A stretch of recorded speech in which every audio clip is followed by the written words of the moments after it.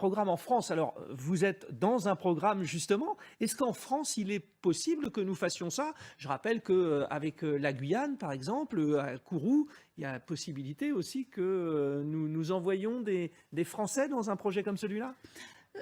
Je pense qu'en France, on a montré, et en Europe, qu'on était capable de faire la même chose que les États-Unis. Il faut rappeler quand même que, au moment où on a voulu lancer le programme Ariane, à nouveau, les États-Unis étaient omniprésents.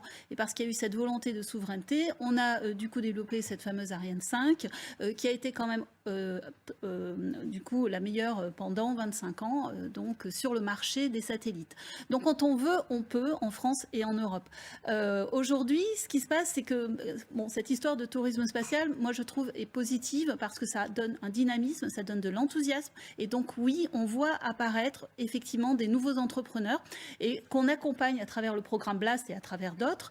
Ce sont Et des startups en ce fait, sont, c'est ça, alors, ouais. ce sont des startups, ce sont des entrepreneurs, ils trouvent des financements privés et on travaille en collaboration avec les grands groupes, les corporates, qui sont donc le CNES bien évidemment, et puis les grandes entreprises qui fabriquent donc la fusée d'aujourd'hui, en l'occurrence Ariane 5, Ariane 6 et le prochain.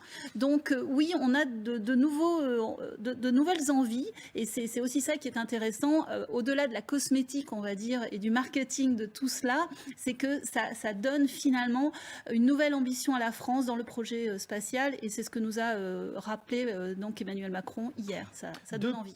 Depuis 6 minutes.